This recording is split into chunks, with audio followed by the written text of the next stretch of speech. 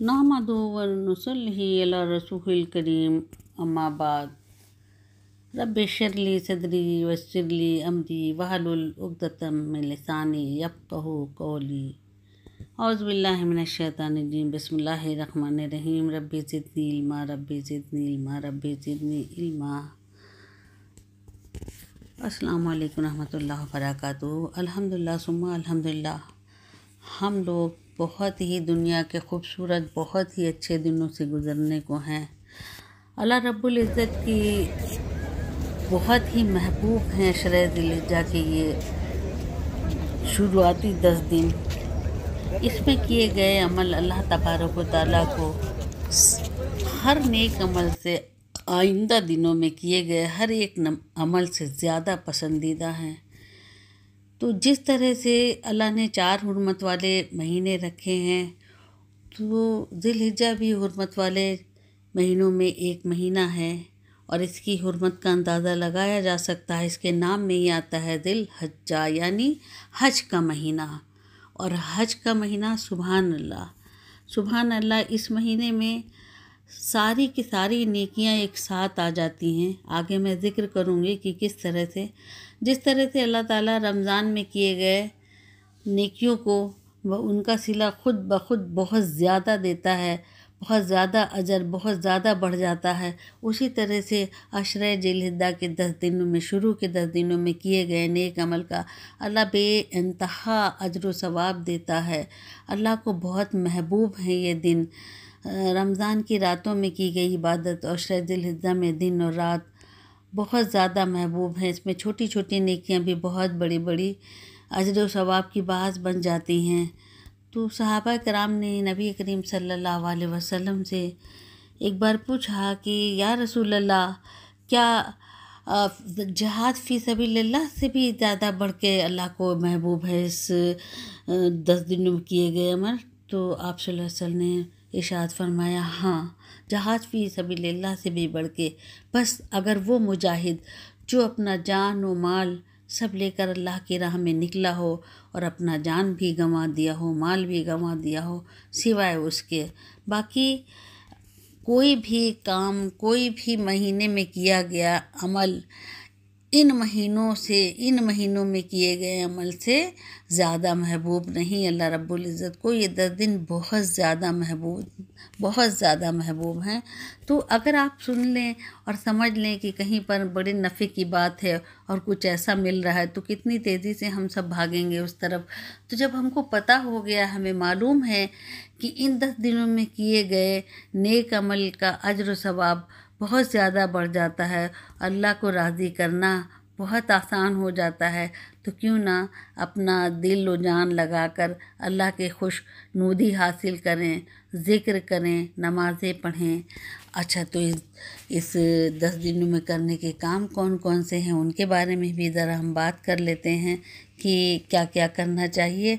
तो सबसे पहले तो देखिए, सुबह शाम उठते बैठते दुआओं का एहतमाम करना चाहिए। दुआएं दरूद शरीफ पढ़ें, कलमा पढ़ें। तीसरा कलमा सुभान अल्लाह वल्हम्दुलिल्लाह वला इलाहा इल्लल्लाह वल्लाहु अकबर, और अगर शामिल कर लें वला हौला वला कुव्वता इल्ला बिल्लाह, तो बहुत ही अच्छा है। और अब्दुल्ला बिन उमर के बारे में हदीस में आता है कि जब वो बाज़ार में निकलते थे तो इन दिनों में बहुत ही तकबीर बुलंद आवाज़ से पढ़ा करते थे, अल्लाहु अकबर अल्लाहु अकबर अल्लाहु अकबर, ला इलाहा इल्लल्लाह वल्लाहु अकबर, अल्लाहु अकबर वलिल्लाहिल हम्द। जब आपकी आवाज़ बाज़ार में गूंजती थी, दूसरे लोग भी पढ़ने लगते थे। इस तरह से सारा शहर मक्का गूंज उठता था। तो आज भी हमें इसके बारे में होश करना है, क्योंकि आज का टाइम ऐसा नहीं है। अभी कोई बाहर निकलेगा बाज़ार में और कोई भी अगर तेज़ बुलंद आवाज़ में पढ़ेगा तो उसको तो लोग पागल ही करार देने लगेंगे, है ना, क्योंकि आज का दौर वो नहीं रहा, वक्त नहीं है। लेकिन हमें एहतमाम करना है। हर नमाज के बाद 5 वक्त तो आपको 3 बार ये तकबीर पढ़ना ही पढ़ना है। बाकी भी उठते बैठते एहतमाम करें। मर्द हज़रात बुलंद आवाज़ में पढ़ें, ख़वातीन के लिए है कि आहिस्ता पढ़ें, लेकिन अगर ख़वातीन घर में ना महरम की कैद नहीं है तो वो भी बाबुलंद आवाज़ में पढ़ें, ताकि घर के दीगर अफराद और बच्चे जो हैं उससे दोहराएंगे। और सबसे खूबसूरत बात हम आपको ये बता दें कि आजकल हर घर में टीवी है, रिकॉर्डिंग है ना। मोबाइल पे आप लगा दीजिए, आप अपना सुबह के वक्त शुरू कर दीजिए, लगा दीजिए, तकबीरात लगा दीजिए। जब तेज़ आवाज़ में घर में गूंजेगी तो अल्लाह के कलाम में इतनी कशिश है कि बाकी अफराद भी जो है ना उसको गुनगुनाने लगेंगे, उसको पढ़ने लगेंगे। फिर क्या होगा, आपके बच्चों को भी याद हो जाएगा ना। तो कितनी अच्छी बात होगी जब आपके छोटे छोटे से बच्चे ये तकबीर पढ़ेंगे, अल्लाह खुश होगा। जाहिर सी बात है, तकबीर ही है कि अल्लाहु अकबर, अल्लाहु अकबर, अल्लाह बड़ा है, अल्लाह बड़ा है। तो अल्लाह की तारीफ़ बयान करना है, अल्लाह को का शुक्र अदा करना है, हमें अल्लाह की तारीफ़ करना है।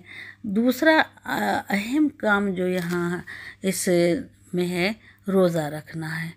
अल्लाह के रसूल जो हैं शुरू के 9 दिन है ना, 10 को तो ईद मनाई जाती है।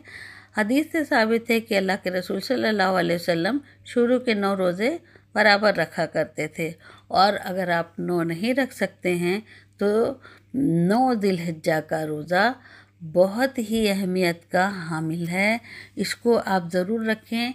इसके बारे में सही बुखारी की हदीस है, सही मुस्लिम की है कि अल्लाह के रसूल ने कहा कि अल्लाह पाक से उम्मीद है कि अगले गुज़िश्ता साल के और अगले साल के तमाम गुनाहों को अल्लाह रब्बुल इज़्ज़त माफ़ कर देगा इस एक रोज़े की एवज़ में।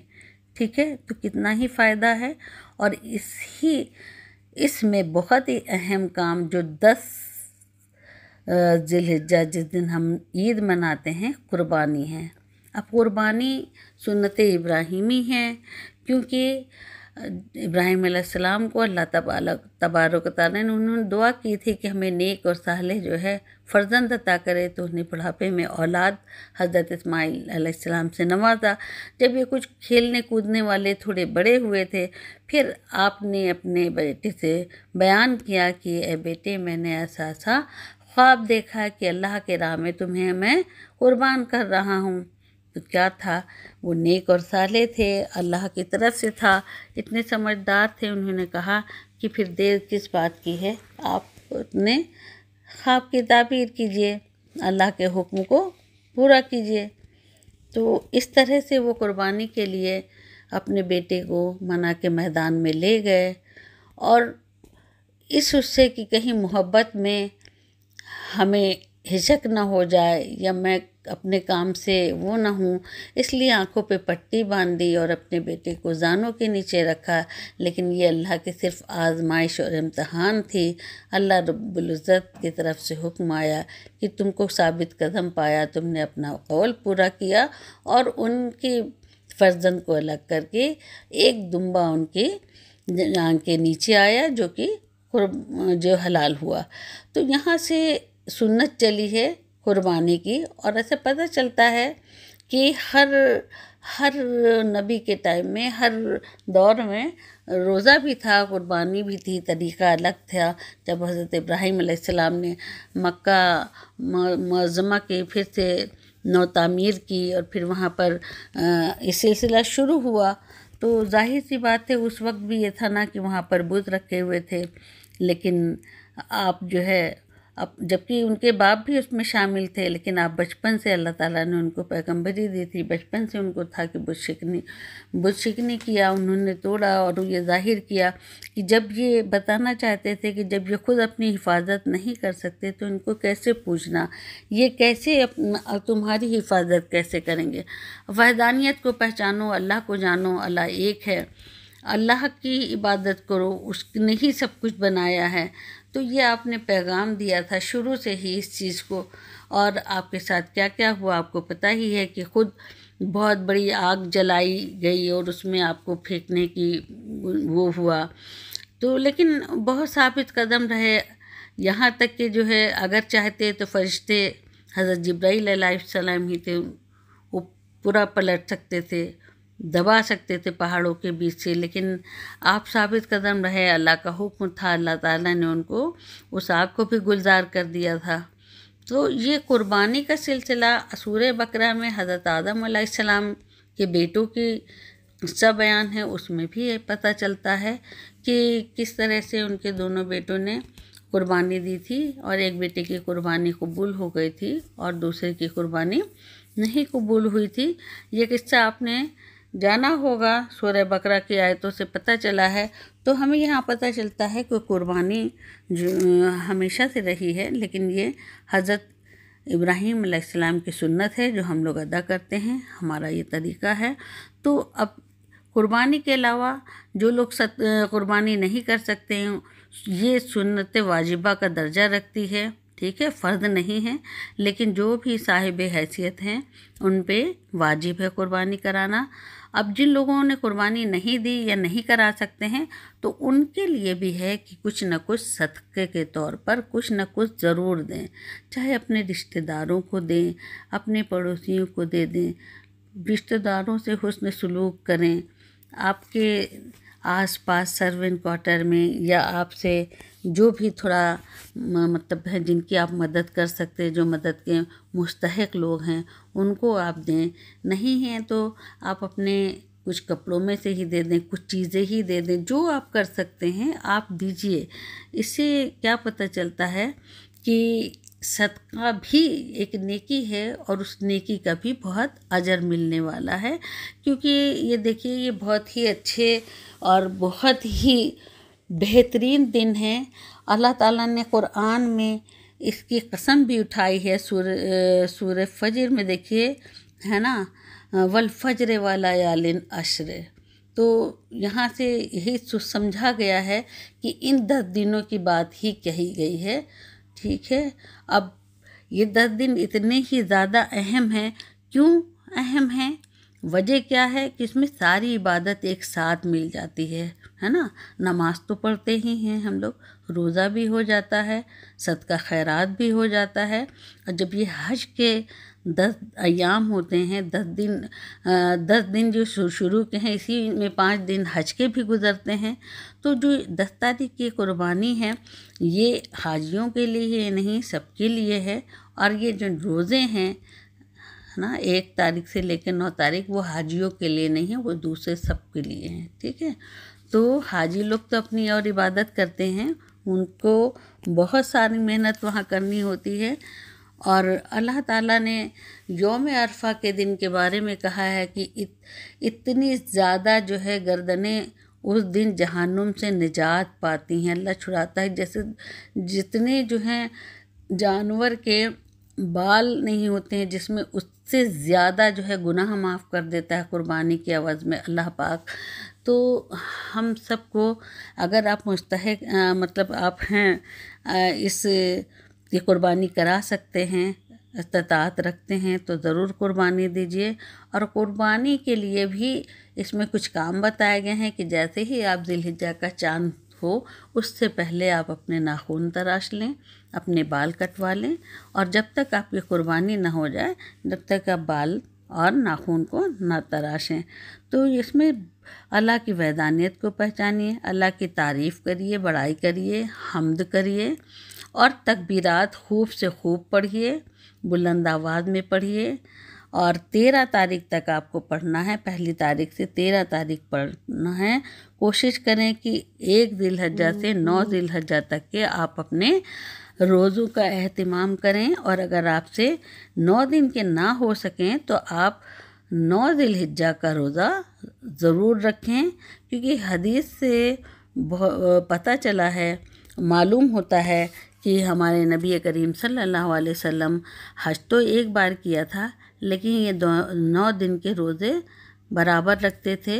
उन्होंने कभी आशूरा का रोज़ा नहीं छोड़ा, आशरा ज़िलहिज्जा के 9 दिन के रोज़े रखते थे, और कभी फ़जर की सुन्नत भी नहीं छूटी आपसे। तो अगर इसके बारे में पता चल जाए कि कितनी ज़्यादा फ़ौक़ियत रखती है फ़जर की सुन्नत, तो लोग जो है ना सोना भूल जाएं और हर दिन फ़जर की नमाज़ पढ़ें। अल्लाह क्या क्या नेमतें देता है। सच में अगर आप अपनी आदत डाल लें कि फ़जर हमसे कज़ा ना हो, और सोएं तो अल्लाह रब्बुल इज़्ज़त से दुआ करके सोएं कि ऐ अल्लाह हमारी फ़जर में आँख खुल जाए। और आप फ़जर पढ़ना बिल्कुल न भूलें, क्योंकि रिज़्क़ के दरवाज़े खुलते हैं, वहाँ से आने वाली बलाएँ टलती हैं। अल्लाह ताला रिज़्क़ बाँटता है। अल्लाह ताला जिसने फ़जर अदा कर ली और सुबह की जो है आपने ज़िक्र अफ़कार कर लिया, तो सारा दिन फिर अल्लाह के हवाले। अल्लाह ताला आपको हर बलायात से, हर मुश्किलात से इंशाअल्लाह बचाने वाला है।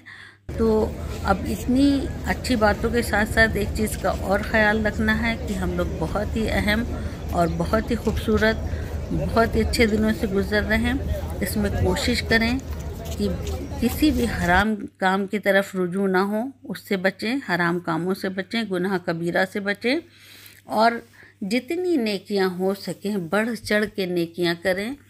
और एक वो नहीं है कि किसी को दे के करना है ना, अपने दिल से, अपनी पाबंदी से करें, रुजू से करें, खुशनुदी से करें, अल्लाह से लौ लगा के करें, किसी को दिखाने के लिए नहीं, रियाकारी नहीं है। अपनी सेहत के एतबार से जितना आपसे हो सके, ज़रूरी नहीं है, जितना आप कर सकें कोशिश करें कि इन 10 दिनों में आप अपनी कुरान मुकम्मल कर लें। ज़्यादा से ज़्यादा तिलावत की कोशिश करें और नफिल नमाज़ों का एहतमाम करें।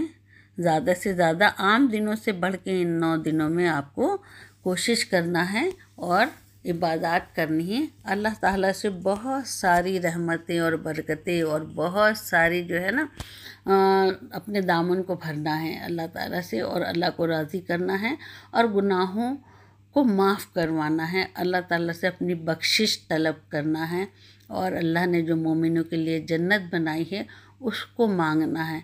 बिल्कुल अल्लाह के लिए कोई काम भी नामुमकिन नहीं, कुछ मुश्किल नहीं। आप अपनी सारी जो भी मांगना है, जो भी आपकी दुआएं हैं, उनको लिख के रखिए और अल्लाह के बारगाह में बैठ जाइए दामन फैला के, हाथ फैला के, और एक एक दुआ आप मांगिए। कबूल करने वाला वही है, कबूलत की घड़ी है, कबूलियत की घड़ी है।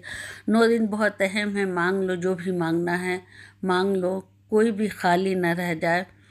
और अल्लाह की रहमतें बट रही हैं, ख़जाने लुट रहे हैं, तो लूट लो इंशाअल्लाह ताला।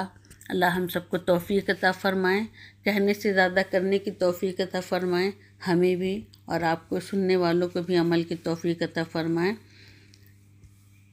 इंशाअल्लाह। इंशाअल्लाह अल्लाह पाक हम सबको अपनी रहमत के साए में रखे और हमें नफ्स की बुराइयों से बचाए, शैतान के शर से बचाए। आमीन सुम्मा आमीन।